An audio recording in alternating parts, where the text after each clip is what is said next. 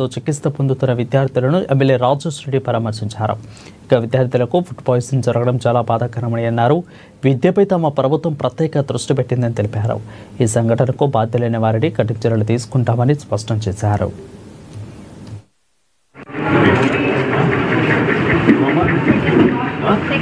BC welfare హాస్టల్లో జరిగిన సంఘటన చాలా బాధాకరం.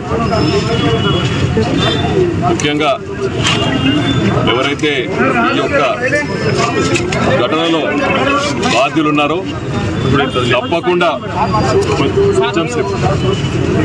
తప్పకుండా వాళ్ళ మీద కఠిన చర్యలు తీసుకోవడమని అధికారులకు చెప్పడం జరిగింది. జేసీ గారు కూడా చెప్పడం జరిగింది. వాళ్ళ కలెక్టర్ గారు లేరు కాబట్టి జేసీ గారికి ఆదేశాలు అనేది ఇమీడియట్గా ఎవరైతే దీంట్లో ఈ యొక్క ఘటనలో బాధితులు వాళ్ళని అందరినీ పరామర్శించి రావడం జరిగింది.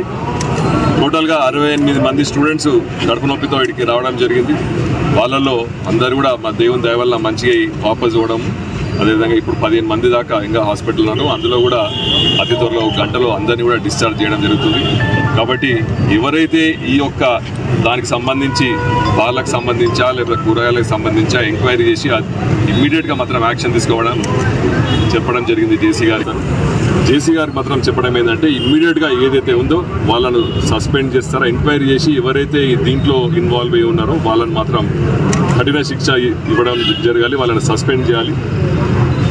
ఏమైనా సరే ముఖ్యంగా మన ప్రభుత్వం వచ్చిన తర్వాత స్టూడెంట్స్కు ప్రయారిటీ ఇస్తున్నాం కాబట్టి స్టూడెంట్స్కి ఇటువంటి చేస్తే మేము సహించము, మా ప్రభుత్వం సహించదు, మేము సహించము.